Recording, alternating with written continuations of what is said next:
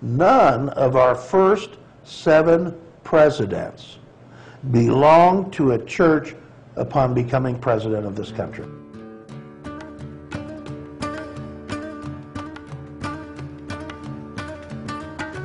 America was not founded as a Christian nation. George Washington was a deist. He denied the resurrection and divinity of Jesus. So, I mean, this is hardly an Orthodox Christian. So let's look at our second president. John Adams was an early Unitarian. He denied the Trinity, he denied the divinity of Jesus. Okay, well, let's turn to the third president. Jefferson, again, was a deist. He was not a Christian. In fact, he had some really anti-Christian comments. Benjamin Franklin, one of our founding fathers, a deist.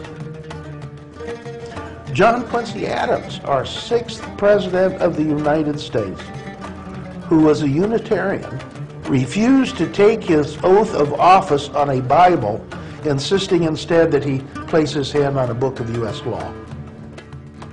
Read the Declaration of Independence. There's not one mention of Jesus Christ in the Declaration of Independence. When there is a reference to God, it's usually in the impersonal terms of the deists. You know, nature's God, quote unquote, their creator, quote unquote, supreme judge of the world, quote unquote. These were catchphrases of the deists. The idea that America was founded as an explicitly Christian country is an article of faith in some circles. The Fox News host Glenn Beck has dedicated entire shows to it. When they looked at all the writings the founders used and relied on and quoted, the most quoted source was the Bible. So, is this argument correct?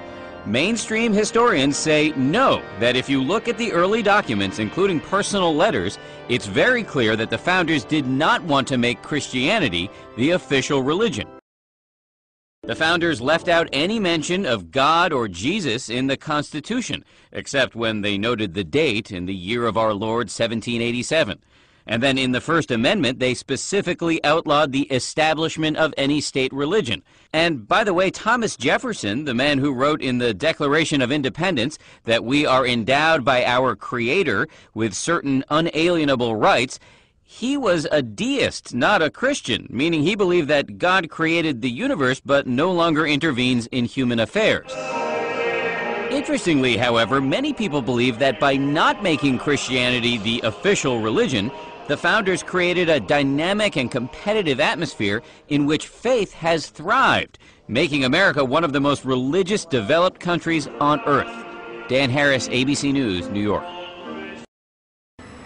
Congress shall make no law respecting an establishment of religion or prohibiting the free exercise thereof, or abridging the freedom of speech or of the press, or the right of people to peaceably assemble and to petition the government for a redress of grievances. When people talk about the fundamental freedoms enshrined in the American Constitution, this is what they're talking about, the First Amendment. The fundamental freedoms guaranteed under Islamic law are not far from these American ideals. And that's amazing when you realize the Quran predates the Constitution by 1,000 years. Amongst the founding fathers, one of the greatest, Thomas Jefferson, had his own Quran in full acknowledgement of Islam's contribution to world civilization. And there's evidence in Washington that suggests America knows it's indebted to Islam for its own citizens' inalienable rights to life, liberty, and the pursuit of happiness. The Constitution is the supreme law of the land, as well as laws that are passed by Congress and official treaties, which the United States has entered into. And with that in mind, there's one treaty in particular, the 1797 Treaty of Tripoli. Now, this treaty was drafted when George Washington was still president. This treaty was unanimously approved by the United States Senate and was signed by President John Adams, our second president. Now, what makes this treaty so special in terms of our present discussion is the 11th article. And again, let me just read it verbatim. Article 11, as the government of the United States of America is not in any sense founded on the Christian religion, as it has in itself no character of enmity against the laws, religion, or tranquility of Muslims, and as said states never entered into any way or act of hostility against any Mohammedan nation. It is declared by the parties that no pretext arising from religious opinions shall ever produce an interruption of the harmony existing between the two countries.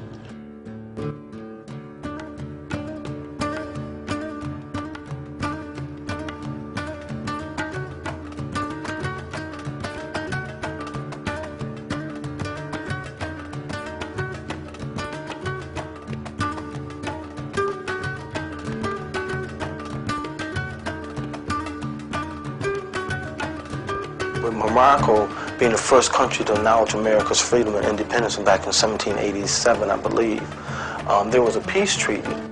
With this peace treaty, they established a friendship. Now, some of the signatures on that peace treaty was Thomas Jefferson and John Adams, some of the founding fathers of this country. And they had a relationship with many of these North African countries.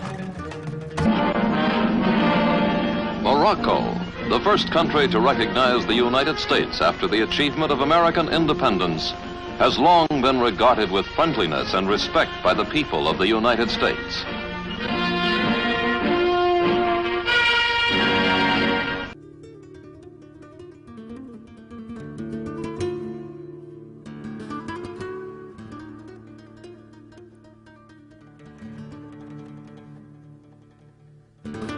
And a lot of Americans would benefit from this knowledge, was the attitude of the founding fathers to other religions, to the notion of religious pluralism, which is what America is all about.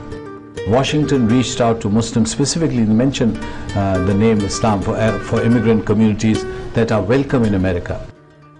John Adams called the Prophet of Islam one of the greatest truth seekers of history, up there with Socrates and Confucius.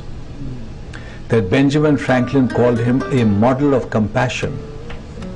That Jefferson owned a copy of the Quran, we all know that famously now, and hosted the first iftar at the White House.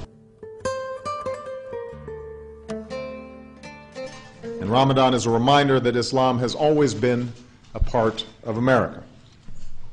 The first Muslim ambassador to the United States from Tunisia was hosted by President Jefferson, who arranged a sunset dinner for his guests because it was Ramadan, making it the first known iftar at the White House more than 200 years ago.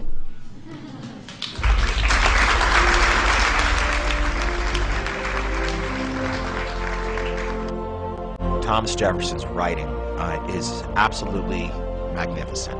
And when he wrote, "We hold these truths to be self-evident, that all men are created equal." That was the first time anybody had bothered to write that down. And then you turn the clock back and think of when he was writing, how young he was, what a statement it was given the history of the world at that point. And you feel the excitement of being on the cusp of something so profound that it's hard to put it into words. This is the Supreme Court in Washington, but what I wanted to show you is a frieze which is in the room where the Chief Justices actually sit and dispense justice. This frieze pays homage to the ideas and principles that have inspired the American legal system, and one of the foundation documents represented in this frieze is the Quran.